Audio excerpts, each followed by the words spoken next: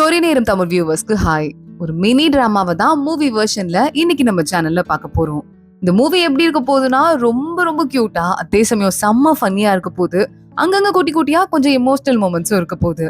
ஒரு சின்னோண்டு பாப்பா அடிக்கிற லூட்டிக்காகவே இந்த மூவியை எத்தனை தடவை வேணாலும் பார்க்கலாம். இதோட ஒன் லைன் என்னன்னு பார்த்தா, நம்ம ஹீரோவா அதிர்ஷ்டமே இல்லாத ஆளுன்னு சொல்லிட்டு ரொம்பவே அசிங்கப்படுத்துறாங்க பிரின்ஸா இருந்து கூட. ஆனா அதே மாதிரிதான் அந்த பாப்பாவையும் துரதிருஷ்டசாலின்னு சொல்லிட்டு ஊரை விட்டே ஒதுக்கி தள்ளுறாங்க. ஆனா பாப்பா அந்த மாதிரி ஒதுங்குற சாதாரணப்பட்ட ஆள் கிடையாது. சரியான பிளான்காரி. என்னென்ன பிளான் எல்லாம் பண்றா, அவளுக்கு அதுக்கு யாரு ஹெல்ப் பண்றா, எப்படி நம்ம ஹீரோவை அடுத்த லெவலுக்கு கொண்டு போறாங்கதெல்லாம் செம்ம ஃபன்னியா சொல்லியிருக்க ஸ்டோரி தான் இது. உங்களுக்கு பார்க்க ரொம்பவே பிடிச்சிரும். சோ எண்டிங் வரைய மிஸ் பண்ணாம பாருங்க. இப்ப ஸ்டார்டிங்ல என்ன ஆக போகுது வாங்க பாக்கலாம். ஸ்டார்டிங் சீன்லயே ஒரு தளபதி ஒருத்தர் ஊர் மக்கள் எல்லாரையும் கூட்டி ஒரு பார்ட்டி ஒண்ணு வச்சிருக்காரு. 10 வருஷமா எனக்கு ஆம்பளை பிள்ளை இல்லாத குறைய தீக்கிறதுக்கு என் பொண்டாட்டிக்கு ஆம்பளை பிள்ளை பிறந்துருச்சு, அதுக்குதான் உங்களுக்கு இந்த பார்ட்டி கொடுக்குறேன்னு சொல்லிட்டு அவரோட குழந்தைய கூட்டு வந்து இன்ட்ரடியூஸ் பண்ணி வச்சு இந்த மாசம் ஃபுல்லா செலிப்ரேஷன் தான். எல்லாருக்கும் இன்னைக்கு ஃப்ரீ சாப்பாடு, இந்த மாசம் ஃபுல்லா ஃப்ரீ சாப்பாடு, எனக்கு குழந்தை பிறந்துருச்சு, பையன் பிறந்துட்டான், என்னோட வாரிசு வந்துருச்சுன்னு சொல்லிட்டு அவர் பாட்டுக்கு ஹாப்பியா இருந்துட்டு இருக்க. அப்ப அங்க ஒரு சத்தம் கேக்குது. திடீர்னு பார்த்தா பின்னாடி இருக்க சிலை சுக்குநூறா உடஞ்சு நொறுங்க ஆரம்பிக்குது. என்ன ஆகுது, சிலையே உடையுது, அபசகுணமா இருக்கே சொல்லிட்டு அங்க இருக்கவங்க எல்லாம் யோசிக்க ஆரம்பிக்கிறாங்க. அந்த குழந்தையோட அம்மா எல்லாம் பயந்து போயிட்டு நிக்க. கரெக்டா பார்த்தா அப்ப வாசல் கதவுல இருந்துதான் சத்தம் கேக்குது. அப்பா அம்மா, எனக்கு குட்டி தம்பி வந்திருக்கானா, இதை என்ன பாக்கிறதுக்கு கூட்டிட்டே வரல, ஏன் நான் என் தம்பியோட ஃபங்க்ஷனை மிஸ் பண்ணுவேனா, நான் வந்துட்டேன் பாருங்கன்னு சொல்லிட்டு ஒரு குட்டி பொண்ணு வந்து நிக்கிறா. இவ பேரு ஷூஷு. இவதான் நம்ம சீரீஸோட ஒரு முக்கியமான ஆளே. ஆனா அவளை பாத்துட்டு அந்த 2 பேரும், தளபதியும் ஒய்ஃபும், ஏய் யார பாத்திரி அப்பா அம்மான்னு கூப்பிடுற, போனா போதுன்னு வீட்டுக்கு கொண்டு வந்தா உன்னை கொண்டு வந்த நாள்ல இருந்தே துரதிருஷ்டம் துரத்தை அடிக்குது, அதனாலதான் போனா போதுன்னு உன்னை உயிரோடையாவது உள்ளான்ட்டு போய் சுடுகாட்டு தோட்டத்துல உன்னை விட்டு வந்தேன், அப்புறம் எப்படி நீங்க வந்தேன்னு சொல்லிட்டு கத்த ஆரம்பிக்கிறாங்க.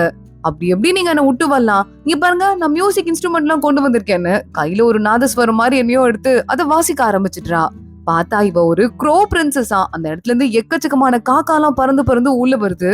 இவங்க லைட்டா அட்டாக் பண்ற மாதிரி அது பக்கத்துல போகுது. ஆனா அந்த ஆளுங்க எல்லாம் பயந்து தெரிச்சுட்டு ஓடிட்டு இருக்காங்க.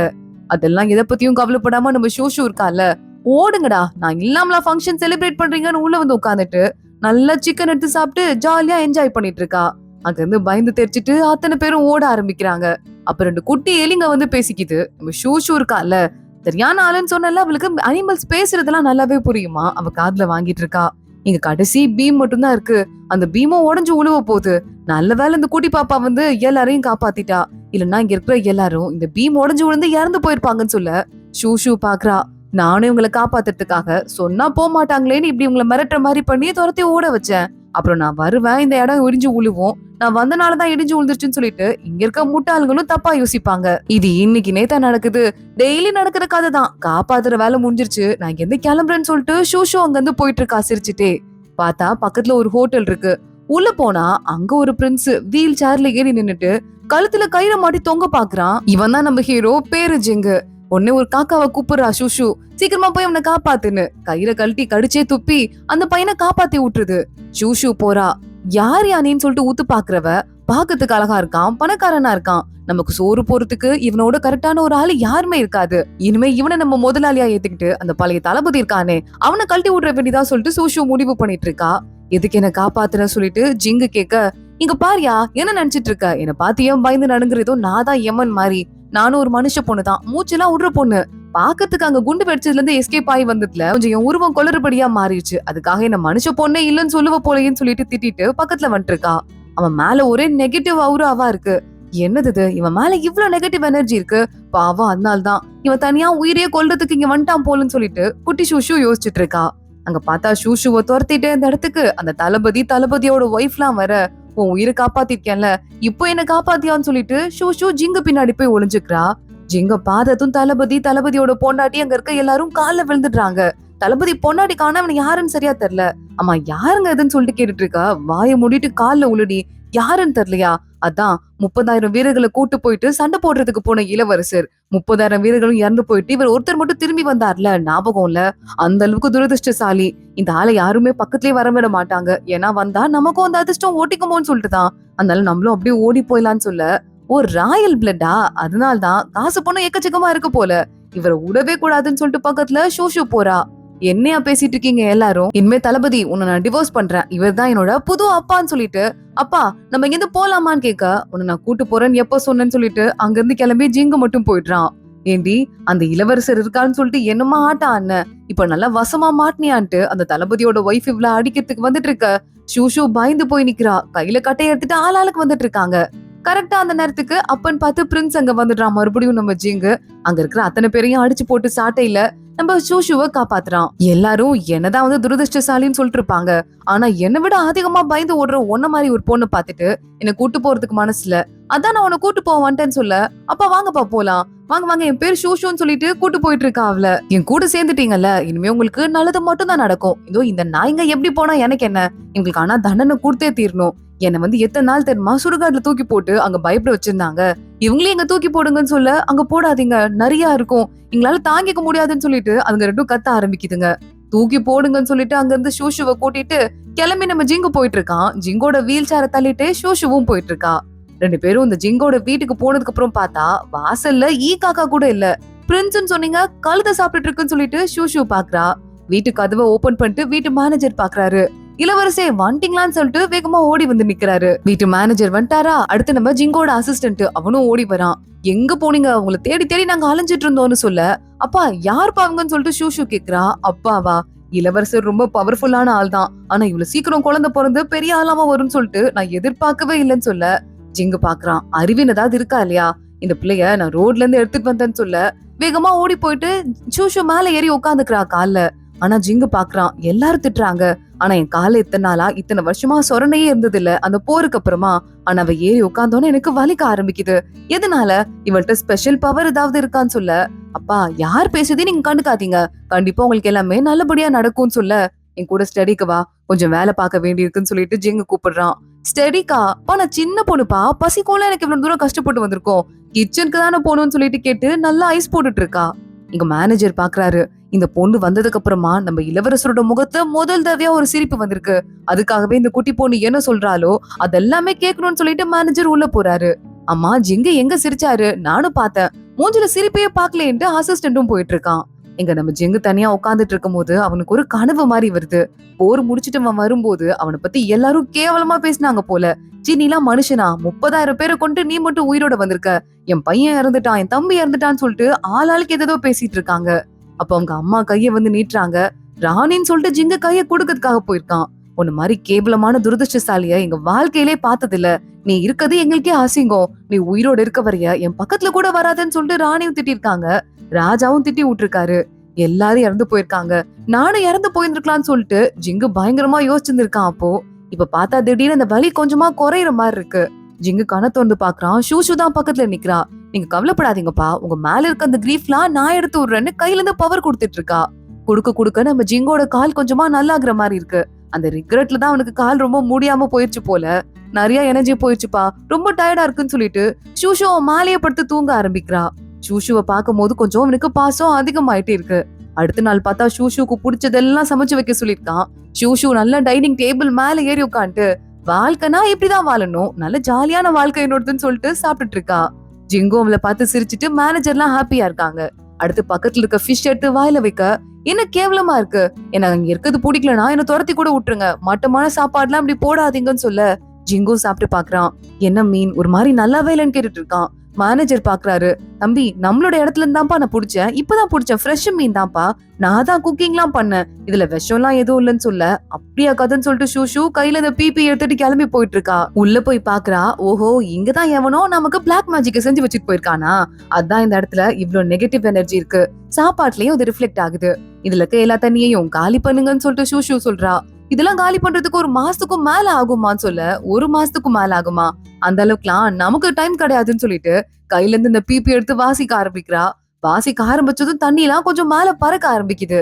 கரெக்டா அப்போ காக்கா, பூனைக்குட்டி, நாய்க்குட்டின்னு ரோட் எல்லாம் சுத்திட்டு இருக்கோம்ல, அது அத்தனையும் உள்ள வந்துட்டு அந்த தண்ணி காலியா இருக்குல்ல, அதுல எதையோ தோண்டி தேட ஆரம்பிக்குதுங்க.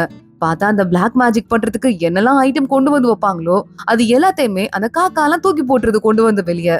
அப்புறம் மறுபடியும் ஷூவை மேஜிக்ல தண்ணிய உள்ளவே விட்டுறா. இப்போ பிளாக் மேஜிக் சரியா போயிடுச்சுன்னு சொல்லிட்டு ஷூ சொல்ல, ஜிங்க பார்த்த அசிஸ்டன்ட், யாரு பாஸ் இந்த பொண்ணு, எங்க இருந்து கொண்டு வந்தீங்க, ஒரு வேலை சாப்பிட்டானா இருப்பாளுன்னு சொல்லிட்டு கேட்க வர, வாயு மூடு, என்ன எவ்வளவு பேர் இவ்வளவு அசிங்கமா பேசிட்டு இருக்காங்க, அதிர்ஷ்டம் சரியில்லைன்ட்டு அவளையும் அதே மாதிரிதான் பேசிட்டு இருந்தாங்க.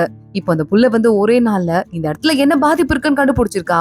இவரை நல்லா பாத்துக்க வேண்டியதான் நம்ம கடமைன்னு சொல்ல கரெக்டா அந்த இடத்துக்கு கிரவுன் பிரின்ஸ் வரான். உள்ள வந்துட்டு கேள்விப்பட்டேன், ஏதோ ஒரு பிளேயர் ரோட்ல இருந்து நீ பொறுக்கிட்டு வந்திருக்கியாமே, யாரா அதுன்னு சொல்லிட்டு கேக்க பிக்கேன்னு சிரிக்க ஆரம்பிக்க ஷூஷுவோட காக்கா அவன் மேலேயே போயிட்டு ஷிட்டு போட்டு வச்சிருது. ஐயோயோன்னு சொல்லிட்டு அவன் வாமிட் பண்ணிருக்க. ஓ இந்த நாய் தானா, இவன் தான் இந்த மனுஷ உலகத்துல என்னோட உண்மையான அப்பான்னு சொல்லிட்டு ஷூஷு யோசிக்க ஆரம்பிக்கிறா. 5 வருஷத்துக்கு முன்னாடி என்ன நடக்குதுன்னு காட்டுறாங்க. ஷூஷு ஒரு காக்கா பிரிவை சேர்ந்தவ, அதுவும் பவர் இருக்க காக்கா பிரிவை சேர்ந்தவ. அவளுக்கு பூமியில போயிட்டு கொஞ்ச நாள் எல்லாத்தையும் இருந்து அனுபவிச்சுட்டு வரதுக்கு ஒரு வாய்ப்பு கிடைச்சிருக்கும் போல. குட்டியா கிணறு மாதிரி ஒண்ணு இருக்குமா, அதுக்குள்ள குதிக்கணுமா. அது வழியாதான் அந்த காக்கா உலகத்துல இருந்து மனுஷ உலகத்தை அடையலாம். ஆனா அதுக்குள்ள எனக்கு விதி எந்த அப்பாவை காட்டியிருக்குன்னு நான் கண்டுபிடிச்சிட்டேன், நான் போறேன்னு சொல்லிட்டு தப்பான நேரத்துல நம்ம ஷூஷு குதிச்சிட்றா. குட்டி பொண்ணு தானே, அங்க இருக்க மத்தவங்க எல்லாம் ஷாக் ஆயிடுறாங்க. ஷூஷு இப்ப குதிச்சிருக்க கூடாது, தப்பான நேரத்துல குதிச்சுட்டான்னு சொல்லிட்டு. அதே நேரத்துல மனுஷ உலகத்துல இந்த கிரவுன் பிரின்ஸோட ஒய்ஃப்க்கு குழந்தை பிரசவ வலி வந்துட்டு இருக்கு. உங்களுக்கு ஒரு குழந்தை தானே பிறக்கும்னு நினைச்சோம், 2 குழந்தை பிறந்திருக்கு. இந்த நேரத்துல நல்ல நேரம் தான் உங்களுக்கு பிறக்கும்னு சொன்னாங்க. ஆனா பிரின்ஸ் பிரின்சஸ்னு 2 பேர் பிறந்திருக்காங்க. இதுல யாரு நல்ல நேரம் யாரு கெட்ட நேரம் எப்படி கண்டுபிடிப்பீங்கன்னு சொல்ல, பிரின்ஸ் தான் எனக்கு நல்ல நேரம். அந்த பிரின்சஸ் இருக்காளே அவ இருக்க கூடாது, அந்த குழந்தைய தூக்கிட்டு போயிட்டு சுடுகாட்டுல போட்டு வந்துருங்கன்னு சொல்லிட்டு இந்த கிரவுன் பிரின்ஸ் சொல்லியிருக்கான். அதுக்கப்புறம் அங்க இருந்தா அந்த தளபதி கொஞ்ச நாளைக்கு அப்புறம் எடுத்து அவளை கொஞ்ச நாள் வளர்த்திருப்பான் போல. உன்னால நான் எவ்வளவு கஷ்டப்பட்டிருக்கேன், நீலாம் ஒரு அப்பா நாடான்னு சொல்லிட்டு கேட்டு இப்ப நான் உன்னை எப்படி பழி வாங்குறேன் பாருன்னு மனசுக்குள்ள யோசிக்கிறா.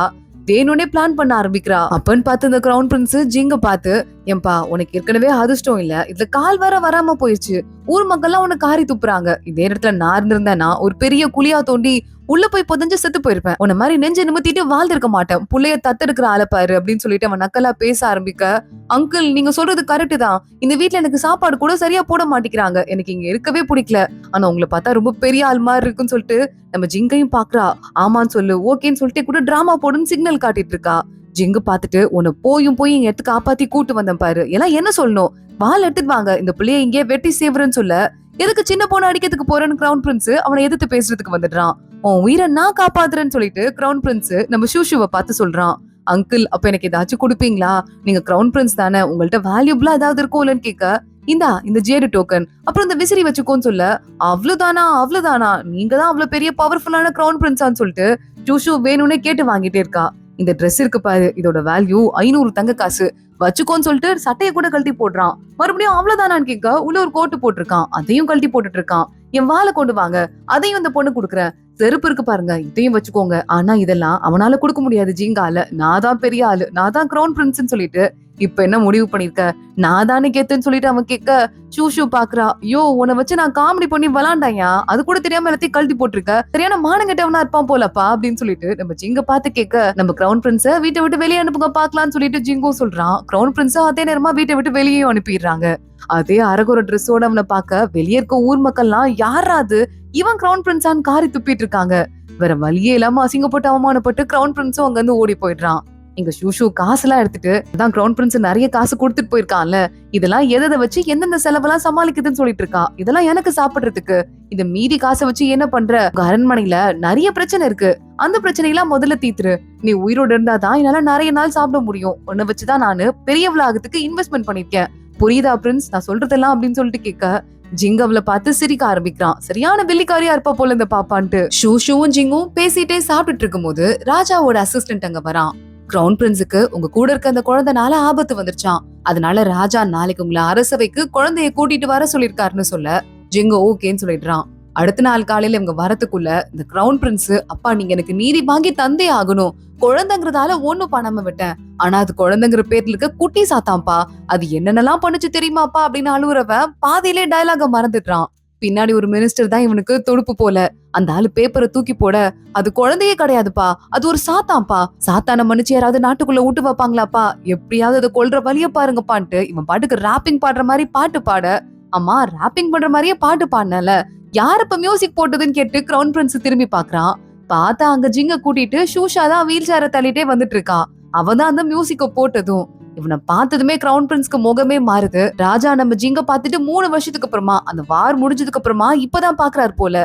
ராஜா மட்டும் இல்ல, அங்க இருக்க மினிஸ்டர்ஸ் எல்லாம் கூட இப்பதான் பாக்குறாங்க. என்னடா இது, தோத்து வந்தவரு, கால் முடியாம இருந்தவரு, இந்நேரம் ஊரு கொலைஞ்சு போயிருப்பாருன்னு பார்த்தா இந்த அரண்மனையில இப்படி பலன்னு ஜொலிக்கிறாரு, இவ்வளவு லட்சணமான முகம் இளவரசருக்கு மட்டும்தான் இருக்கும், எப்படி இருக்குன்னு சொல்லிட்டு கேட்டு எல்லாரும் அவரை பத்தியே பேசிட்டு இருக்காங்க.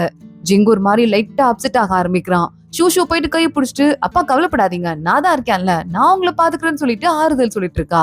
ராஜாவும் இந்த பையன் இப்படி நல்லா இருக்கானே, நான் யோசிச்சே பாக்கல அப்படின்னு பேசிட்டு இருக்கும் போதே ஜிங்கு 2 பேருக்குமே ராஜாக்கு ஒரு வணக்கத்தை போடுறாங்க. அப்பா, இந்த குழந்தைய நம்பிராதீங்க, இது குழந்தைங்கிற பேர்ல சுத்திட்டு இருக்க குட்டி சாத்தான், இது மனுஷ உருவத்துல இருக்க கேவலமான ஒரு சாத்தான்ப்பா, இதை எப்படியாவது ஏதாவது பண்ணுங்க, இந்த குழந்தைக்கும் அவனுக்கு இருக்கிற அதே அபசகுண வாய் இருக்கு, இது வாய் வச்சா எதுவுமே வழங்காது பாண்டி ஏதோ சொல்லிட்டு இருக்க. இவங்களை எல்லாரையும் குழந்தைய திட்ட ஆரம்பிக்கிறாங்க அமைச்சர்கள்லாம். இது எல்லாத்தையும் ஜிங்கு பாத்துட்டே தான் இருக்கான். கையில இருந்து ஒரு கல்ல டக்குன்னு தூக்கி போட்டு அங்க இருக்க 2 மினிஸ்டருங்க மண்டையில இருந்து தொப்பிய பறக்க விட்டுறான். ஷூ பாத்துட்டு இருக்கா. எங்க அப்பா இருந்தாலும் பயங்கர கில்லாடின்னு பாத்துட்டு இருக்க. அப்பா, நான் உங்க மேல மரியாதை வச்சிருக்கேன், உங்களை பத்தி அவங்க தப்பா பேசிட்டு எங்க அரண்மனையில பவர்ல இருக்க முடியாது, அதுக்காக தான் அவங்க தொப்பியை நான் தள்ளி விட்டேன்னு சொல்ல எப்படி சமாளிச்சாரு பார்த்தா எங்க அப்பான்னு சொல்லிட்டு ஷூ பாத்துட்டு இருக்கா. கரெக்டா அங்க குட்டி குட்டி பூச்சி வண்டு எல்லாம் இருக்கும்ல, அது பேசுறதெல்லாம் ஷூ கேக்குது. அது ஷூக்கு நிறைய விஷயத்த பத்தி எடுத்து கொடுக்க ஆரம்பிக்குது. ஷூ பாக்குறா. ராஜா, நான் சில விஷயங்கள்லாம் பேசணும்னு ஆசைப்படுறேன், பேசலாமான்னு கேட்டுட்டு அங்க இருக்க மினிஸ்டரை பாத்துட்டு, ஏயா மினிஸ்டர், எங்க அப்பா மேல உனக்கு இவ்வளவு கோவம் இருக்கே, ஆனா என்னைக்காவது அந்த அவ்வளவு அக்கறைய உன் குடும்பத்துல காட்டிருக்கியா? உன் பொண்டாட்டி கோயிலுக்கு போறேன்னு வாரம் வியாழக்கிழமை கிளம்பும் போதெல்லாம் இதோ இந்த பக்கம் அந்த மினிஸ்டர் இருக்காரு, அந்த மினிஸ்டரும் வாரம் அதே நேரத்துக்கு கோயிலுக்கு போறாரு, அத பத்தி அதுல என்ன கணக்கு இருக்குன்னு சொல்லிட்டு யோசிச்சு பாத்தியான்னு கேட்க, டேய் என் பொண்டாட்டிய வாடா தொல்லை பண்றேன்னு சொல்லிட்டு அந்த மினிஸ்டர் அரண்மனைன்னு கூட பார்க்காம கத்த ஆரம்பிக்கிறாரு. அது இருக்கட்டும், உன் பொண்டாட்டி துரோகம் பண்றது இருக்கட்டும், ஆனா இன்னொரு பக்கம் மக்களுக்கு போய் சேர வேண்டிய நிவாரண நிதிய நீ ஆட்டை போட துரோகம் பண்ணிருக்கியே, அத பத்தி என்ன சொல்லலாம்? அதுக்கு எங்க சாட்சியா இருந்துருவாங்களோன்ட்டு உன் அசிஸ்டன்ட் லீன்னு ஒருத்தர் தான், அவனை போன வாரம் தான் அவன் ஊருக்கு அமுச்சு வச்சிருக்க, அந்த அசிஸ்டன்ட் திரும்பி வந்தா எல்லா கேஸும் வெளியே தெரிஞ்சிரும், என்ன சொல்ற கரெக்டானு கேட்க அங்க இருக்க மினிஸ்டர் எல்லாம் மாறி அடிச்சுக்க ஆரம்பிச்சிடுறாங்க. ஷூ பாக்குறா. ஹை, எல்லாம் காஸ்ட்லி பொருளை கீழே போட்டு அடிச்சுக்கிறாங்கன்னு சொல்லிட்டு அத்தனையும் ஆட்டையை போடுறா. இதெல்லாம் கவலைப்படாதீங்க, உங்களை அவங்க மிஸ் பண்ணிருக்கலாம், ஆனா நான் உங்களை பத்திரமா பாத்துக்கிறேன்ட்டு அந்த காஸ்ட்லி பொருள் கிட்ட பேசிட்டு ஷூவை வீட்டுக்கு தூக்கிட்டு போயிடுறா. இங்க ராணி கிட்ட வந்து கிரவுன் பிரின்ஸ், அம்மா அப்பாவை நம்பி போனேன், ஆனா அந்த பொண்ணு நிறைய உண்மையை வெளிக்காட்டிட்டான்ட்டு அப்பா ஒன்னும் சொல்லாம நிக்கிறாரு, ஆனா நீ இப்படி பண்ணக்கூடாதுமா ப்ளீஸ்மான்னு சொல்லிட்டு கெஞ்ச ஆரம்பிக்கிறான். நான் பாத்துக்கிறேன்டா, அந்த ஜிங்கையும் சரி அந்த குட்டி சாத்தானையும் சரி, என்ன பண்றேன்னு மட்டும் பொறுத்து இருந்து பாருன்னு சொல்லிட்டு அவங்க அம்மா வாக்கு கொடுக்குறா. அன்னைக்கு மகாராணி கிட்ட இருந்து லெட்டர் வந்திருக்கு, இந்த மாதிரி உங்களையும் ஷூவையும் ட்ரீட்டுக்கு கூப்பிட்டு உங்க அம்மா எழுதியிருக்காங்க, ஆனா உங்க அம்மா இந்த 3 வருஷத்துல உங்களை எட்டி கூட பார்த்தது இல்ல, அது மட்டும் இல்லாம உங்களை கண்டாலே உங்களுக்கு பிடிக்காதுங்கிற விஷயமும் உங்களுக்கு தெரியும்ல, அங்க போறீங்களா போகாதீங்கன்னு சொல்லிட்டு இருக்காங்க. ஆனா ஜிங்கு பாக்குறான், இல்ல போறேன் அப்படின்னு சொல்லிட்டு இருக்கான். ஷூ அங்க நிறைய சாப்பிடுறதுக்கு ஐட்டம் வச்சிருப்பாங்கன்னு சொல்ல, அப்படியான்னு சொல்லிட்டு ஒரு ரோஸ்ட் மாதிரி இன்னும் வரைகிறா. நாளைக்கு ஒரு முக்கியமான பீஸ ரோஸ்ட் போட வேண்டிய நாள் வந்துருச்சு, என்ன பண்றேன்னு பாருன்னு சொல்லிட்டு ஷூ முடிவு பண்ணிட்டு தான் அங்க இருந்து கிளம்புறா. இந்த மகாராணியும் கிரவுன் பிரின்ஸும் வெயிட் பண்ணிட்டு இருக்கும் போதே ஒரு ட்ரிங்க்ல எதையோ கலந்துட்டீங்களான்னு சொல்லிட்டு மகாராணி கேக்குறா. அதெல்லாம் கலந்துட்டேன் மேடம், கலந்து கொஞ்ச நேரத்துல இந்த பொண்ணு குடிச்சதுமே உட்கார முடியாம அவதிப்படுவா, பயங்கரமா மூஞ்செல்லாம் அரிக்க ஆரம்பிச்சிரும். அப்போ அரண்மனையோட எட்டிகேட்டை மீறான்னு சொல்லிட்டு அவளுக்கு தண்டனை கொடுத்து நல்ல நாள் தர்ம அடி அடிச்சிருங்கன்னு சொல்லிட்டு வேலைக்கார பொண்ணு பக்கத்துல நிக்கிறவங்க எல்லாம் ஐடியா கொடுத்துட்டு இருக்காங்க. கரெக்டா இப்ப நம்ம ஜிங்க கூட்டிட்டு ஷூ உள்ள வந்துட்டு இருக்கா. வணக்கம்மான்னு சொல்லிட்டு நம்ம ஜிங்க சொல்றான், உனக்கு பிடிச்ச மாதிரி ஒரு பெயிண்டர் ஒருத்தர் அழகழகான ஓவியங்கள்லாம் வரைஞ்சு கொடுத்திருக்காரு, நீ போய் பாத்துட்டு வா, நானும் ஷூவும் பேசிட்டு இருக்கோன்னு மகாராணி சொல்றா. ஜிங்குக்கு ஒரு மாதிரி பயமாதான் இருக்கு, ஆனா ஷூ இங்க இருந்து நீங்க போனாதான் எனக்கு நல்லது, நீங்க இருக்கிறது எனக்கு பிரச்சனைப்பா, நீங்க போய் நிம்மதியா பாத்துட்டு வாங்க, நான் கிளம்புறேன், என்னதோ சின்ன புள்ள நினைச்சுக்கிட்டாங்க போலன்னு சொல்லிட்டு ஷூ சொல்றா. சரி ஓகே நம்பி நம்ம ஜிங்கோ அங்க இருந்து போயிட்டு இருக்கான். ட்ரிங்க் ஏதோ குடுக்குறாங்க, இதுல கலந்துருக்காங்கன்னு சொல்லிட்டு ஷூக்கு நல்லாவே தெரியுது. என்னது இது, இந்த டீ நல்லாவே இல்ல, வீணா போயிடுச்சுன்னு நினைக்கிறேன், ஆண்டி நீங்களே மோந்து பாருங்களேன்னு சொல்லிட்டு ராணி கிட்ட கொண்டு போறா. போறவ டக்குன்னு தும்புற மாதிரி தும்மல போட்டு ராணி மூஞ்சிலே இந்த ட்ரிங்க ஊத்தி வேற விட்டுடுறா. என்ன நினைச்சிட்டு இருக்கன்னு சொல்லிட்டு ராணி சண்டைக்கு வந்துட்டு இருக்க. தும்மல் வந்துருச்சு, கோல்டு புடிச்சுக்கிச்சு, இதுக்கு போய் யாருக்காவது தண்டனை கொடுப்பாங்களான்ட்டு ஷூ அடுத்த நிமிஷமே பிளேட்டை திருப்பி போடுறா. ராணியாலையும் ஒண்ணும் சொல்ல முடியல, வாய மூடிட்டு ராணி அமைதியா நான் போய் ட்ரெஸ் சேஞ்ச் பண்ணிட்டு வரேன்னு சொல்லிட்டு கிளம்பி போயிடுறா. ஷூ பாக்குறா, என்ன ஏதோ 3 வயசு குழந்தை நினைச்சு ஏமாந்துட்டாங்க, எனக்கு மொத்தம் 5 வயசு ஆயிடுச்சுடா, என்ன போய் நீங்க ஏமாத்த முடியுமா அப்படின்னு கேட்டுட்டு இருக்கா. கரெக்டா அப்பன்னு பார்த்து ஷூவோட ஃப்ரெண்டுக்காக ஒரு புழு ஒண்ணு கொண்டு வருது, இது சரியான விஷப்பூச்சி நான் கொண்டு வந்திருக்கேன்ட்டு. அந்த விஷப்பூச்சியா கத்த ஆரம்பிக்குது, எக்கா என்ன மட்டும் கொன்றாதக்கா, என்ன காஃபிக்குள்ள அந்த மாதிரி சூப்ல எதையாவது போட்டு வச்சிரு, அவங்க ஏதாவது பாத்துட்டு ஓபன் பண்ணும்போது அவங்க மூஞ்சில போய் நான் ஒட்டிக்கிறேன், அதுவே உங்களுக்கு பயங்கரமான அலர்ஜி கொடுக்கும், நல்லா அடி வாங்கின மாதிரி, என் உடம்புக்குள்ள இருக்கிற விஷத்தை ஏதாவது சூப்ல சேர்த்துட்டீங்க அப்படின்னா அவங்களுக்கு கை காலே போயிரும், அந்த அளவுக்கு நீங்க ஒன்னும் தண்டனை கொடுக்கணும்னு ஆசைப்பட மாட்டீங்கன்னு நினைக்கிறேன்னு சொல்ல, இவனை கொண்டு போய் சூப்ல போட்டு விட்டுருன்னு சொல்லிட்டு பக்கத்துலயே ஷூ ஆர்டர் போட்டுட்டு இருக்கா, பெரிய தண்டனை எல்லாம் வேணான்னு. இங்க இன்னொரு பக்கம் ஓவியத்தை எல்லாம் பார்த்து முடிச்சுட்டு ஜிங்கு வந்துட்டான். ஜிங்குக்கு ஸ்பெஷல் சூப்னு சொல்லிட்டு மகாராணி ஒரு சூப் ஒண்ணு கொடுக்குறா. அதுல விஷம் ஏதாவது இருக்கான்னு அவன் தொட்டு பாக்குறான். கிரவுன் பிரின்ஸ் பாக்குறான், அம்மா மேலேயே சந்தேகப்படுறா, நீலாம் உண்மையிலேயே ஒரு மனுஷன் தானாடான்னு சொல்லிட்டு கேட்டுட்டு இருக்கான். ஏன் உனக்கு அவ்வளவு அப்படியே பாசம் இருந்தது உங்க அம்மா மேலனா உங்க அம்மா கொடுத்த சூப்பை நீ குடின்னு சொல்லிட்டு வேகமா ஜிங்கு கிரவுன் பிரின்ஸ்க்கு சூப் எடுத்து வச்சிடுறான். எல்லாருக்கும் சூப் இருக்கு, அடிச்சுக்காதீங்கன்னு ஒரு கப்பு ஷூஷுக்கு ஒரு கப்பு ஜிங்குக்குன்னு சொல்லிட்டு போயிட்டே இருக்கு. கிரவுன் பிரின்ஸ் பாக்குறான், இதுல விஷம் இல்லடா, ஆனா இப்போ உனக்கு வச்சிருக்காங்கல்ல அதுல இருக்குடா அப்படின்னு சொல்லிட்டு அவனோட கப்பை ஓபன் பண்றான். இவ்வளவு நேரம் அமைதியான அந்த புழு நேரா போயிட்டு கிரவுன் பிரின்ஸோட மூஞ்சில போய் ஓட்டிக்கிட்டு காப்பாத்துங்க காப்பாத்துங்கன்னு கத்திட்டு அவன் பாட்டுக்கு அங்கிட்டும் இங்கிட்டும் ஓடிட்டு இருக்கான். மகாராணி பாக்குறா, நீ குழந்தை இல்ல குட்டி சாத்தான்னு சொல்லிட்டு எல்லாரும் சொன்னாங்க, ஆனா நீ குட்டி சாத்தான்லடி பெரிய மகா சாத்தான்னு சொல்லிட்டு ஆளை கூப்பிட்டு அங்க நம்ம ஷூஷுவை அடிக்கிறதுக்கு ஆள் அனுப்பிடுறா. ஷூஷு பாப்பாவை அடிக்கிறதுக்கு ஆளுங்க போகும்போது டக்குன்னு ஜிங்கு அவன் சேர்ல இருந்து எந்திரிச்சிடுறான். ஏஞ்சி போயிட்டு ஷூஷுவை காப்பாத்துறான், கையில வால் எடுத்துட்டு போயிட்டு. இங்க ராணியே பாத்துட்டு எப்படி உன் கால் நடக்க ஆரம்பிச்சுது, என்ன நடக்குதுன்னு கேட்க, இத்தனை நாள் என் கால் நடக்கலதான், இன்னைக்கு உங்க ட்ரீட்டுக்கு வந்து எனக்கு நல்லது நடக்கணும்னு இருக்கு போல, என் கால் சரியாயிடுச்சு, ரொம்ப தேங்க்ஸ்மான்னு சொல்லிட்டு ஷூஷு கிளம்பலாமான்னு கேட்க, அப்பா ஒரு நிமிஷம் சொல்லிட்டு அங்க போயிட்டு இருக்கிற ஜுவல்லரி எல்லாம் எடுக்கிறா, அதே மாதிரி இருக்கிற அலங்கார பொருள்லாம் எடுக்கிறா, வந்ததுக்கு ஏதாவது தேரணும்லன்னு சொல்லிட்டு சிக்கன்ல இருந்து கேக்ல இருந்து எல்லாத்தையும் ஒரே மூட்டையா கட்டிட்டு அங்க இருந்து கிளம்பி போயிட்டு இருக்கா. மகாராணி ஒரு பக்கம் அழுதுட்டு இருக்க, ஷூஷு அப்பா நான் உனக்கு கேட்கவா, உங்க சொந்த அம்மா தானே அவங்க, உங்க மேலேயே அவங்க அப்படி கோவப்படுறாங்கன்னு கேட்க, எங்க அம்மா என் தம்பி பிறந்ததுல இருந்து என்ன ஒரு மனுஷனா கூட பாக்குறது இல்ல, நான் உயிரோடயே இல்லைன்னா கூட அவங்க நிம்மதியா இருப்பாங்க, இப்ப நான் இருக்கிறது அவங்களுக்கு பிரச்சனைன்னு சொல்லிட்டு நான் ஏன்னா அபசகுணம் புடிச்சவனான்னு சொல்ல, பா நான் சொல்லவா, நான் தான் உங்களை பாத்துட்டு இருக்கேன்ல, உங்களுக்கு இருக்கிறது எல்லாமே நல்ல எண்ணங்கள் மட்டும்தான், நீங்க ரொம்ப நல்லவரு, நீங்க நல்லா சாப்பிட்டு நல்லா தூங்கி எஞ்சிங்கன்னு வச்சுக்கோங்களேன், உங்களுக்கு எல்லாமே சரியா போயிரும்பா, நீங்க நல்லபடியா இருப்பீங்க, எதை பத்தியும் கவலைப்படாதீங்க, மத்தபடி நீங்க அமைதியா இருந்தா போதும், உங்களுக்கு வர எல்லா பிரச்சனையும் உங்க பொண்ணு நான் டீல் பண்ணிக்குவேன்னு சொல்லிட்டு இருக்கா. ஜிங்கவளை பார்த்துட்டு சிரிக்க ஆரம்பிக்கிறான். இங்க அந்த கிரவுன் பிரின்ஸ் இருக்கான்ல, அவனுக்கு உடம்பு சரியாயிருது போல, மகாராணி ஏதோ ஒரு லெட்டர் எழுதி ஏதோ ஒரு சாமியா இருக்கு, எப்படியாவது அந்த ஷூ கதையை முடிச்சிருங்கிறது எழுதி புறால கட்டி பறக்க விட்டுட்டு இருக்கா. என்னதான் நீயும் நானும் ஒரே அம்மாக்கு பிறந்திருந்தாலும் எங்க அம்மாக்கு நான் தாண்டா பெஸ்ட்னு சொல்லிட்டு கிரவுன் பிரின்ஸ் பல்ல காட்டிட்டு இருக்கான். ஆனா அந்த புறா பறந்து போயிட்டு இருக்கும் போது ஷூ கரெக்டா கையில இருக்க ஸ்லிங் ஷாட்டை வச்சு அந்த புறாவை அடிச்சிட்டு, சூப்பரா புறா நல்லா கொலகொலன்னு இருக்கு, சூப்பர் கரியா இருக்கும் போலயே, வருத்திர வேண்டியதான்ட்டு அதுல கால மெசேஜ் கட்டிருக்குல்ல அதை கழட்டி கீழே போட்டு புறாவை மட்டும் தூக்கிட்டு உள்ள போயிட்டு இருக்கா. ஜிங்கு பாக்குறான், என்ன பொண்ணுவன்னு சொல்லிட்டு சிரிச்சுட்டே அந்த மெசேஜ் எடுத்து பாக்குறான். அதுல இந்த பிள்ளைய கொன்றுங்கன்னு சொல்லிட்டு சாமியாருக்கு மெசேஜ் எழுதிருக்கு. ஆனா ஷூ அடுத்து அவ காக்காவை அமுச்சு விட்டு அந்த புறாவோட கறியை நல்லா தின்ட்டு எலும்புலாம் இருக்கும்ல அதெல்லாம் குட்டியா ஒரு பேப்பர்ல கட்டி சாமியார் மாலையை போட்டு விடுறா. புறா சூப்பரா இருந்துச்சுப்பா, நல்லபடியா எப்படி இந்த மாதிரி புறா வளர்க்குதுன்னு கத்து கொடுத்தீங்கன்னா நாங்களே அப்பப்ப புறா வறுத்து சாப்பிட்டுக்குவோம், உங்க புறாக்காக வெயிட் பண்ண வேண்டியிருக்காதுன்னு ஷூவே எழுதி அமுச்சு விட்டுருக்கா. எவ்வளவு தைரியம் தான் என் புறாவை சாப்பிட்டுருப்ப, குட்டி சாத்தானே உன்னை விட மாட்டேன்னு சொல்லிட்டு அந்த சாமியாரும் ஒரு பக்கம் கத்த ஆரம்பிக்கிறான். இங்க ஜிங்க ஷூக்கு பேரெல்லாம் எழுத கத்து கொடுக்கலாம், படிக்க கத்து கொடுக்கலாம்னு சொல்லிட்டு இதான் என் பேரு, எங்க திரும்ப திரும்ப எழுது பாருன்னு சொல்லிட்டு இருக்கான். அதெல்லாம் வாங்கிட்டு ஷூ இங்க பாருங்கப்பா, இது கண்ணு இது மூக்கு இது வாயி, நான் புது லாங்குவேஜ் கண்டுபிடிச்சிருக்கேன், ஒருத்தங்களை பத்தி நம்ம பேசணும்னா அவங்களை அப்படியே வரையலாம், எப்படி என் லாங்குவேஜ்னு சொல்லிட்டு காமெடி பண்ணிட்டு இருக்கா. ஜிங்கு பாக்குறான், என்ன பண்ற நீ, படிக்கிறது எவ்வளவு முக்கியம்னு சொல்லிட்டு கேட்க, அதெல்லாம் இல்லப்பா, சக்சஸ்ஃபுல் ஆகிறதுக்கு படிக்கணுங்கிறதுலாம் அவசியமே இல்ல, டைம் வேஸ்ட், இப்ப பாத்தீங்களா நானு சும்மா அன்னைக்கு போனேன், எல்லாத்தையும் கதற விட்டு எவ்வளவு காசு எடுத்துட்டு வந்திருக்கேன், சக்சஸ்ஃபுல்லா இருக்கிறதுக்கு காசு தான்ப்பா முக்கியம், அதுக்கு எண்றதுக்கு தான் தெரியணும், எனக்கு தான் கவுண்டிங்லாம் நல்லா வருமே, நம்பர்ஸ்ல நான் கில்லிப்பான்னு சொல்லிட்டு இருக்கா. ஜிங்கு பாக்குறான், இவள எப்படியாவது படிக்க அனுப்பணுமேன்னு சொல்லிட்டு, நீ கிளாஸ்க்கு போனா அங்க வர பிள்ளைங்களாம் நிறைய காசு பணக்கார வீட்டு பசங்களா இருப்பாங்க, நீ தான் அதை மிஸ் பண்ணிட்டேன்னு சொல்லிட்டு போய் சொல்லிட்டு இருக்கான். அப்ப நான் போறேன்ப்பா, ஸ்கூலுக்கு போறேன், நாளைக்கு என்ன சேர்த்து விடுங்க, ஒரு பெரிய பேக் ரெடி பண்ணுங்க, நிறைய காசு அள்ளி போட்டு வர மாதிரி நல்லா பெருசா இருக்கணும்னு சொல்லிட்டு ஷூ அடுத்து பிளான சொல்லிட்டு இருக்கா. இங்க ஷூ அடுத்த நாள் கிளாஸ்க்கு போறா. இவளை பாத்துட்டு நீலாம் ஒரு ஆளான்னு சொல்லிட்டு அங்க வர பசங்க எல்லாம் கிண்டல் பண்ண ஆரம்பிக்கிறாங்க. ஷூ பாக்குறா, ஒரு செவுரு மேல ஏறி நின்னுட்டு கையில ஒரு புக் எடுத்துட்டு இங்க வர முக்கியமான பசங்க எல்லார பத்தியும், யாரெல்லாம் பயங்கரமான புள்ளி பசங்களோ அவங்கள பத்தி கதைலாம் எழுதி வந்திருக்கா. ஒரு பொண்ணோட தலைமுடியை புடிச்சு இழுத்திருக்க, அந்த பொண்ணோட அப்பா அம்மாலாம் வந்து துரத்த ஆரம்பிச்சிருக்காங்க, டாய்லெட்ல போய் அரை மணி நேரம் ஒளிஞ்சிருந்திருக்க, எவ்வளவு கேவலமான விஷயம்னு சொல்லிட்டு ஷூ அவங்கள பத்தி ஒருத்தங்களா வண்டவாள் தண்டவாளத்தெல்லாம் புட்டு புட்டு வச்சிட்டு இருக்கா. பக்கத்துல போனா அங்க ஒரு குதிரை திடீர்னு மிரண்டு ஓடி வர ஆரம்பிக்குது, ஒரு பையன் மேலே வந்து இடிச்சிருக்கும் போல. ஷூ அதுக்குள்ள அந்த பையனை காப்பாத்திட்டு, குதிரை அடங்கு, அடுத்தவங்களை பயமுறுத்த கூடாது, அது குட்டி பிள்ளைங்களை போய் யாராவது பயமுறுத்துவாங்களான்னு கேட்க குதிரையும் அமைதியாயிருது. இப்படிதான் நல்லபடியா இருக்கணும், அப்புறமா அக்கா உனக்கு ஏதாவது ஸ்நாக்ஸ் வாங்கி கொடுக்குறேன்னு சொல்லிட்டு ஷூ அங்க இருந்து போறா. அந்த பையன் பாக்குறான், ரொம்ப நல்லபடியா இருப்பா போலயேன்னு சொல்லிட்டு பாத்துட்டு இருக்கான். அதுக்கு பதிலா நீ வந்து தேங்க்ஸ் எல்லாம் சொல்லாத, காசு வேணா கொடுன்னு சொல்லிட்டு கேட்க ஷூக்கு அந்த பையன் காசும் கொடுக்குறான். ஷூ அதுக்கு பதிலா ஒரு கேக் ஒண்ணு கொடுத்துட்டு காசை வாங்கிட்டு உள்ள போயிட்டு இருக்கா. எதுக்கு இளவரசி அந்த பிள்ளைக்கு போய் காசு கொடுக்குறீங்கன்னு மத்தவங்க எல்லாம் கேக்குறாங்க. அந்த குட்டி பொண்ணு நல்ல பாப்பா, நீங்க அந்த பிள்ளைய பத்தி தப்பா பேசாதீங்கன்ட்டு இந்த குட்டி பையனும் சமாளிச்சிட்டு இருக்கான்.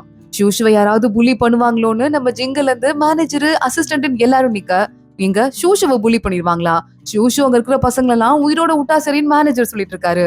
ஸ்கூல் முடியுது, கதவு திறக்குது, ஷூ பல்ல காட்டிட்டு ஓடி வர, அப்பா அப்பான்னு சொல்லிட்டு கத்திட்டு எனக்கு ஸ்கூல்னா ரொம்ப பிடிச்சிருக்குன்னு சொல்லிட்டு இருக்கா.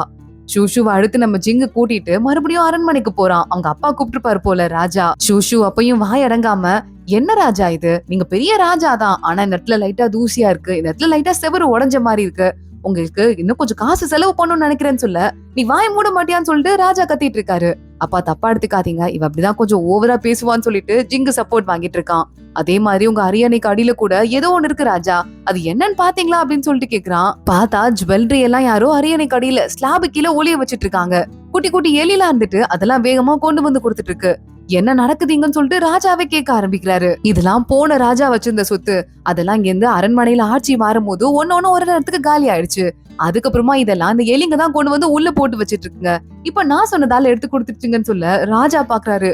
இந்த குட்டி பொண்ணு அதிர்ஷ்டக்காரியா இருப்பா போல, பக்கம் திரும்புறதெல்லாம் காசா இருக்குன்னு சொல்லிட்டு அவரு ஹாப்பி ஆயிடுறாரு. இங்க பாக்குறான், எப்படியோ எங்க அப்பா சமாதானம் ஆயிட்டாரு, ஆனா என் அம்மா சமாதானம் ஆகுற மாதிரி தெரியலையேன்னு சொல்லிட்டு இருக்கான். நாளைக்கு மறுபடியும் ராணி உங்களை பாக்குறதுக்கு கூப்பிட்டுருக்காங்கன்னு சொல்ல, இந்த தடவை என்ன பிளான் வச்சிருக்காங்கன்னு தெரியல, நான் போய் பாத்துட்டு வரேன் அப்படின்னு சொல்லிட்டு ஜிங்கு முடிவு பண்ணிட்டு இருக்கான். ஜிங்கு அவங்க அம்மாவை பாக்கிறதுக்கு அடுத்த நாள் கிளம்பி போயிட்டு இருக்க. அவன் யோசிச்சு பாக்குறான் அவங்க அம்மாவை பாத்துட்டு. குட்டி தம்பி பிறந்ததுமே, அதாவது இப்ப இருக்க கிரவுன் பிரின்ஸ் பிறந்ததுமே நம்ம ஜிங்கு பொட்டி மூட்டையெல்லாம் பேக் பண்ணி அவங்க வெளியே அமிச்சிட்டு இருப்பாங்க போல. மா தம்பி வந்தா என்னம்மா, அரண்மனை தான் பெருசா இருக்குல்லம்மா, நான் இங்கே தங்குறேன்னு சொல்ல அவங்க ஆனா கேட்கவே இல்ல. கிளம்பி வெளியே போ அப்படின்னு சொல்லிட்டு அமுச்சு விட்டுருக்காங்க. இங்க அவங்க இடத்துக்கு வந்துட்டு ஷூஷு இருக்கால, எல்லா பூவையும் அரண்மனையில இருந்து பிச்சு எல்லாத்தையும் கீழே தூக்கி போட்டு வச்சிருக்கா. எதுக்கு பூவெல்லாம் பிச்சுன்னு சொல்லிட்டு மகாராணி கத்த ஆரம்பிக்க, எல்லாம் ஒரு பிளான் காரகமா தான் அப்படின்னு சொல்லிட்டு ஷூஷு சொல்லிட்டு இருக்கா. ராஜா அங்க வந்திருக்காரு. ஷூஷுவை பார்த்துட்டு ஹாப்பி ஆயிட்டு நிறைய சாப்பாடு எல்லாம் கொண்டு வர சொல்லி சாப்பிடுறா செல்லோன்னு கூப்பிட, இவ எப்படி ராஜா மனசுல இடம் பிடிச்சான்னு ராணிக்கு இன்னும் ஷாக் ஆயிருது. கரெக்டா அப்போ, மா எதுக்குமா பூவெல்லாம் நிறைய எது வாங்கி வச்சிருக்கீங்கன்னு சொல்லிட்டு கையில பூ எடுத்துட்டு கிரவுன் பிரின்ஸ் வர, இதை எதுக்கடா நீ எடுத்தன்னு சொல்லிட்டு ராணி கத்த ஆரம்பிக்கிறா, கீழே போடு கீழே போடுன்னு. பார்த்தா பூவெல்லாம் வாடி போயிருது. அப்போ ஜோசியக்காரர் மாதிரி ஒரு ஆள் உள்ள வந்துட்டு, இங்க பாத்தீங்களா பூவெல்லாம் கையில வச்சிருந்தது வாடி போயிடுச்சு, எல்லாம் நெகட்டிவ் எனர்ஜி, இவங்களெல்லாம் நம்ம பக்கத்துலயே சேர்க்க கூடாதுன்னு சொல்லிட்டு, ஆமா இந்த பூவெல்லாம் எதுக்கு கிரவுன் பிரின்ஸ் கையில வச்சிருக்காரு, ஜிங்கோ ஷூஷுவும் தானே கையில வச்சிருக்கணும்னு சொல்லிட்டு கேட்டுட்டு இருக்காரு. மகாராணி பிளான் இப்படி ஃபெயில் ஆயிருக்கு போல. ஜிங்கி இதை பார்த்துட்டு நக்கலா, அச்சுச்சோ பூ வாடி போனா கெட்ட சக்தியா, போயும் போயும் யார் கையில இருக்கு, கிரவுன் பிரின்ஸ் கையில, அப்ப நாடோட நிலைமைன்னு சொல்லிட்டு டக்குன்னு டிராமா போட, இல்லையே இன்னைக்கு நல்ல நேரம் தான், பூ வாடி போறதெல்லாம் ஒரு மேட்ரே இல்ல, கொஞ்சம் நல்லா பார்த்து சொல்லுங்கன்னு மகாராணி பிளேட்டை மாத்துறா.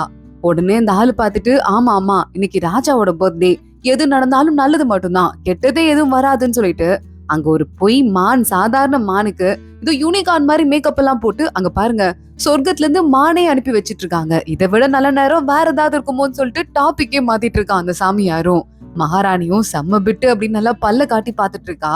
கரெக்டா அத நம்ம ஷூ பாத்துட்டுறா. ஓ சாதா மானுக்கு பெயிண்ட் அடிச்சு ஜிகினா ஒட்டி இத வேற தேவதம்மான்னு சொல்லிட்டு இருக்கீங்களா, இப்ப பாருங்க நான் என்ன பண்றேன்னு சொல்லிட்டு கையில இந்த மியூசிக்க வழக்கம் போல எடுத்து வாசிக்க ஆரம்பிக்கிறா. எல்லாருக்கும் காதுல ரத்தமே வர மாதிரி இருக்கு. ஆனா ராஜாக்கு ஷூஷுவ ரொம்ப பிடிச்சு போயிடுது. அவ மட்டும் ஜாலியா பாத்துட்டு இருக்காரு. ஆனா இந்த மாலுக்கும் இந்த மியூசிக் கொஞ்சம் வெறுப்பாதான் இருக்கும் போல. அங்க குதிச்சு இங்க குதிச்சு கிரவுன் பிரின்ஸ் மேலேயே முட்டி டக்குன்னு கீழே விழுந்துருது.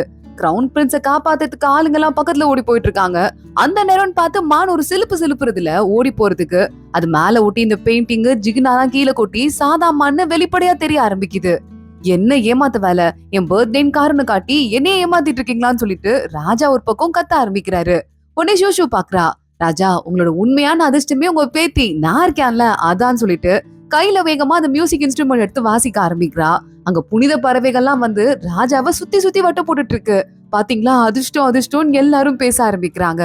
ராஜா ஷூ கிட்ட பயங்கரமா இன்வால்வ் ஆக ஆரம்பிக்கிறாரு. உண்மையான பேத்தி மாதிரியே பாசம் காட்டிட்டு இருக்காரு. ஷூ என்னதான் உண்மையான பேத்தி தானே, கிரவுன் பிரின்ஸ்க்கு பிறந்த குழந்தை தானே ஷூ, அதுவும் இவங்களுக்கு கொஞ்சம் கொஞ்சமா தெரிய ஆரம்பிக்குது. இங்க பயங்கரமா மகாராணி கோவத்தை வந்துட்டு, இந்த ஒரு பொண்ணு என் உயிரையே ஆட்டி எடுக்கிறான்னு கத்திட்டு இருக்கும் போதே இந்த சாமியார் இருக்கான்ல, மகாராணி கை காலம் மசாஜ் பண்ணிருக்கான். இந்த மகாராணிக்கும் இந்த சாமியாருக்கும் கள்ள தொடர்பு இருக்கும் போல. இந்த விஷயத்த இந்த மகாராணி இப்பதான் ரீவீலே பண்றா. யோ எங்கயா போன இத்தனை நாள் என்ன விட்டுட்டு, நான் எவ்வளவு தெரியுமா கஷ்டப்பட்டேன்னு சொல்ல, நான் வந்துட்டேன்ல, இனிமே இந்த குட்டி சனின நான் பாத்துக்கிறேன்னு சொல்லிட்டு இந்த சாமியாரும் சொல்லிட்டு இருக்கான். ஆனா ராஜா கூட நம்ம ஷூ பயங்கரமா க்ளோஸ் ஆயிட்டு இருக்கா. இப்ப அடுத்து நிறைய முடிவுகள் எடுக்க வேண்டியிருக்கு. இதுல எந்த முடிவு இருக்குன்னே சொல்லிட்டு எனக்கு புரியலன்னு ராஜா சொல்லிட்டு இருக்காரு. ஷூ பாக்குறா, இதுல டாக்ஸால நிறைய பாதிக்கப்பட்ட வறட்சியில இருக்க மக்கள் எல்லாம் இருப்பாங்கல்ல, அவங்களுக்கு டாக்ஸ் எல்லாம் குறைக்க சொல்லி ஒரு மனு ஒண்ணு வந்திருக்கு.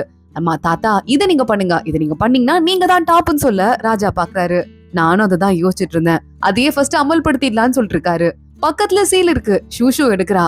தாத்தா இத யார் எடுத்து இது மேலயாவது சீல் போட்டா அவங்க அவங்களுக்கு தானே சொந்தம்னு சொல்லிட்டு ராஜாவோட கண்ணத்திலே சீல் வைக்கிறா. எனக்கு தாத்தாவை தான் ரொம்ப பிடிச்சிருக்கு இருக்கிறதுலே, அதனால தாத்தா இனிமே எனக்கு சொந்தம், தாத்தாவோட சொத்து பத்து அதுவும் எனக்கு தான் சொந்தம்னு சொல்ல ராஜா சிரிக்கிறாரு. ஜிங்கு பாக்குறான், எப்படி சுண்டு வரல வச்சிட்டு இருக்கா பாரு, எங்க அப்பாவை இப்படி ஒருத்தியால மயக்க முடியும்னு சொல்லிட்டு நானே எதிர்பார்த்தது இல்ல, என் பொண்ணுங்கிறதுக்கு சரியான ஆள் இவதான் சொல்லிட்டு யோசிச்சுட்டு இருக்காரு. அப்ப மறுபடியும் ஆளுங்க வந்து உங்க கூட பேத்தின்னு ஒரு பொண்ணு இருக்காலாம், சரியான துரதிருஷ்டசாலியா, நாட்டுக்குள்ள மக்கள் எல்லாம் பேசிட்டு இருக்காங்கன்னு சொல்ல எவ்வளவு தைரியம் தான் என் பேத்திய பார்த்து அப்படி தப்பான வார்த்தை சொல்லுவாங்க.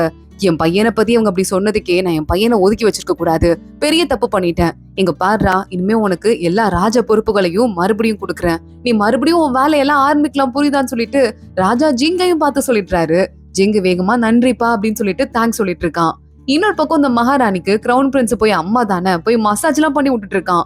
அங்க கிரவுன் பிரின்ஸோட பையன், அதாவது நம்ம ஷூஷுவோட உண்மையான ட்வின் பிரதர் வந்துட்டு, பா இந்த மாதிரி நம்ம ரூல் எல்லாம் போட்டோம்னு வச்சுக்கோங்களேன், நிறைய மக்கள் அரிசியே இல்லாம பாதிக்கப்படுவாங்க, அது தப்பு தானப்பான்னு சொல்லிட்டு கேட்டுட்டு இருக்கான். எனக்கு வந்து புள்ள பிறந்திருக்கு பாரு, இதே இந்த ஜிங்கோட பொண்ணு ஊரையே விக்குது, ராஜாவே கைக்குள்ள வச்சிட்டு இருக்கு, நீ இப்பதான் மக்களுக்கு கஷ்டம் அவங்களுக்கு கஷ்டம்னு போரிங்கா அதாவது பேசிட்டு இருக்க, அந்த பக்கம் தள்ளி போ அப்படின்னு சொல்லிட்டு இவங்க ரெண்டு பேரும் சேர்ந்து நம்ம குட்டி பையனை துரத்தி விட்டுட்டு இருக்காங்க.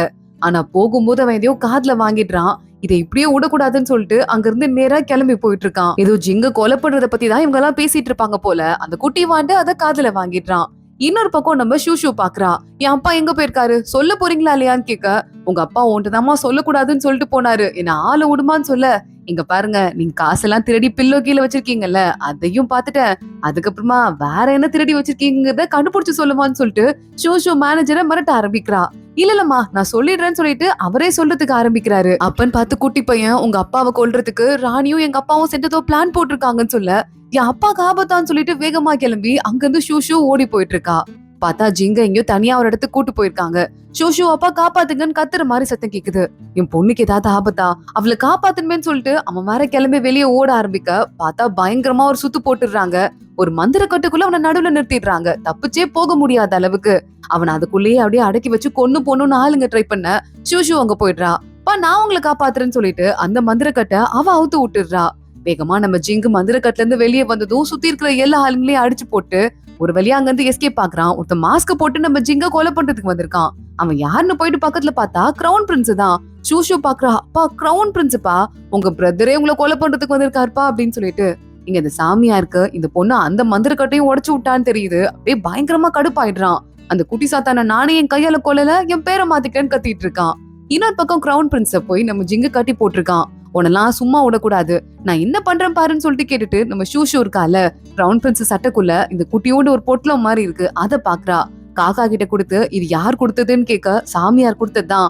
சாமியாரும் மகாராணியும் சேர்ந்து கிரவுன் பிரின்ஸோட திட்டம் போட்டு ஜிங்க கொலை பண்றதுக்கு ஆளுங்க அமைச்சிருக்காங்கன்னு சொல்ல, பா இந்த ஆள சும்மாவா விட போறீங்கன்னு சொல்லிட்டு ஷூ கேக்குறா.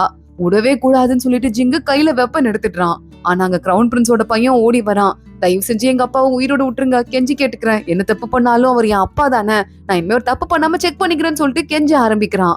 ஆமாப்பா இந்த பையன் சொல்லிதான் கரெக்டான நேரத்துக்கு வந்து உங்களை காப்பாத்த முடிஞ்சுது, இல்லைன்னா என்னால வந்திருக்கவே முடியாது, அதுக்காக போனா போதுப்பா, இவனை உயிரோட ஊட்டலாம்னு சொல்லிட்டு ஷூவும் சொல்லிட்டு இருக்கா. ஆனா அதுக்குன்னு சில பல வேலைகள்லாம் இருக்கு, அதை முடிக்காம இருக்க முடியாதுன்னு சொல்லிட்டு, எங்க அப்பாவை இவ்வளவு மன கஷ்டப்படுத்தி இருக்கா, இப்ப நான் அவசரமா ஓடி வந்ததுல நிறைய பொருள் செலவும் ஆயிருக்கு, அதுக்கெல்லாம் சேர்த்து இவ்ளோ அவ்வளோன்னு சொல்லிட்டு இத்தனை தங்க கட்டி எனக்கு கொடுக்கணும்னு சொல்லிட்டு அந்த பையன் கிட்ட கையெழுத்து வேற வாங்கிட்டா.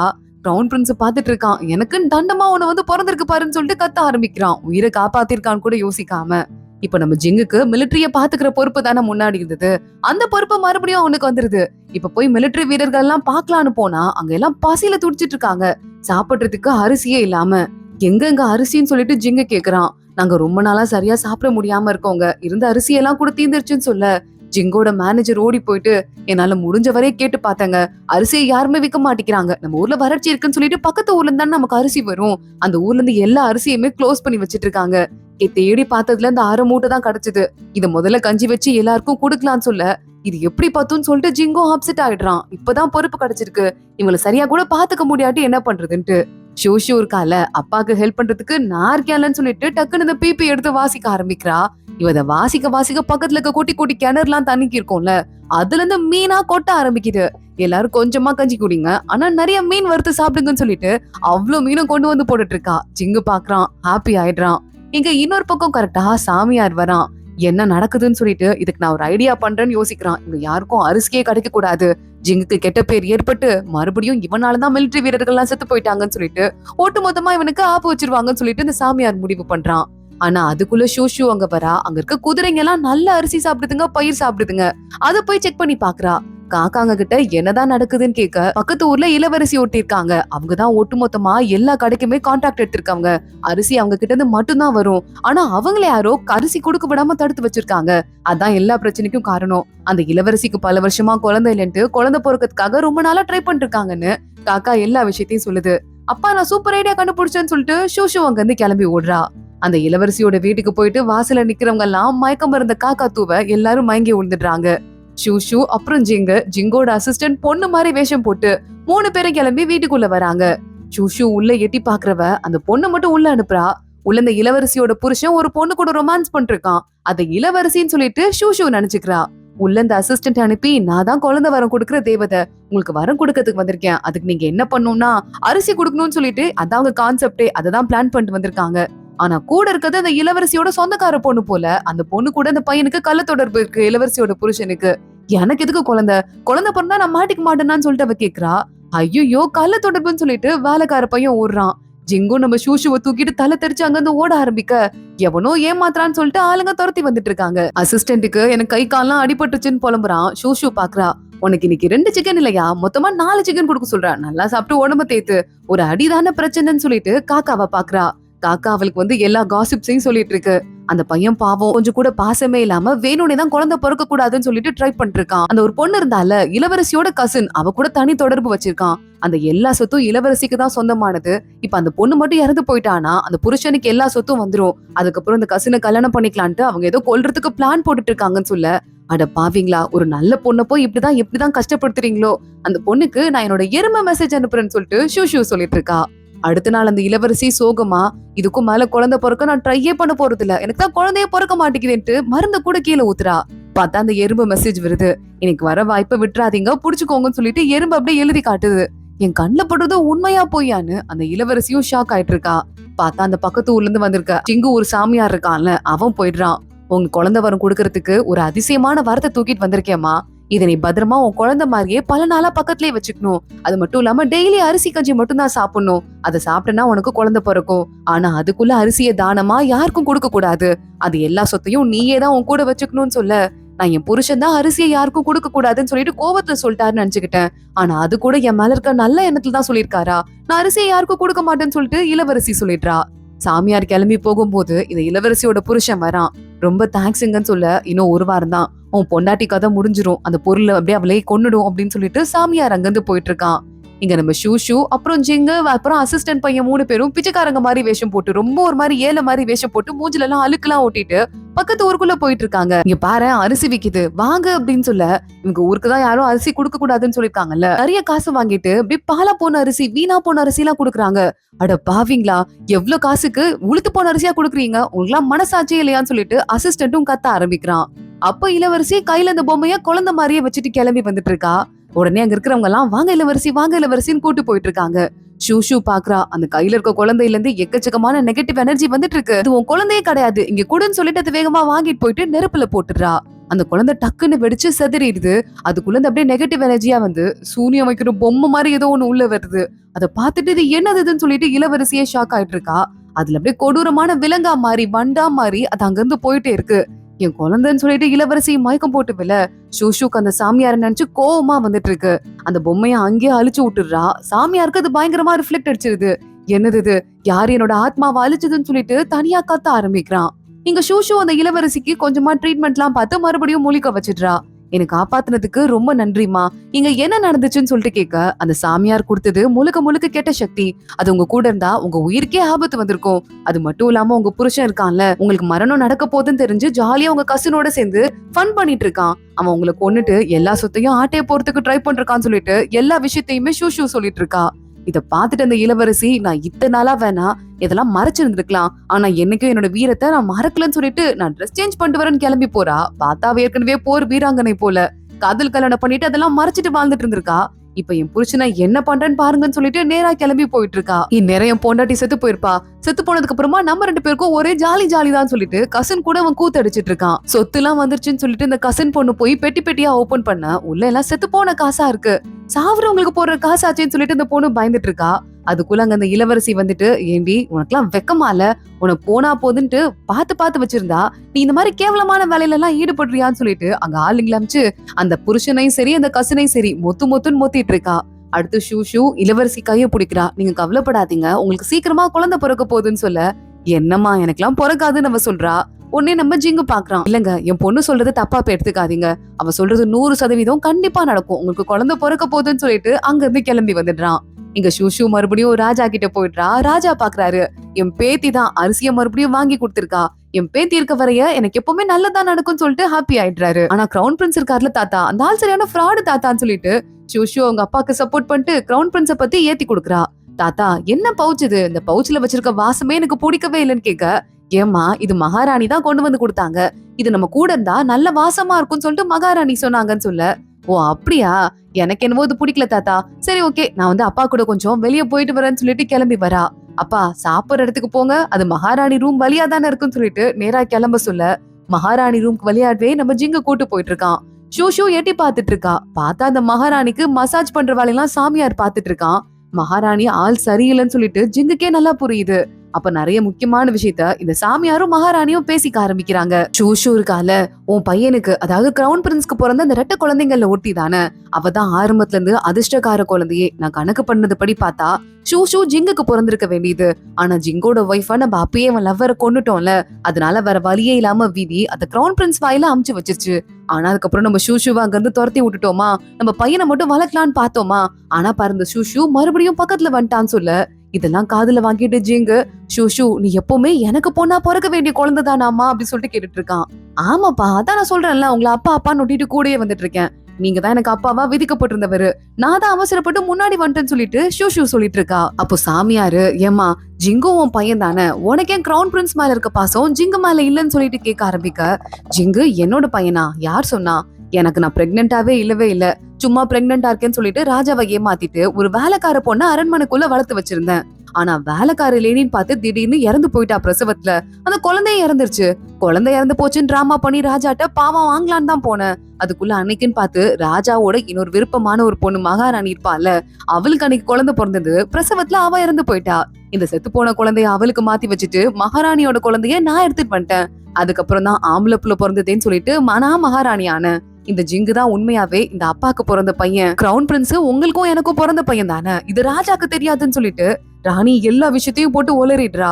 ஜிங்கு நேரா உள்ள போறான். எவ்வளவு கேவலமான ஆளுங்க நீங்கன்னு சொல்லிட்டு கேட்க, இந்த சாமியார் பாக்குறான்.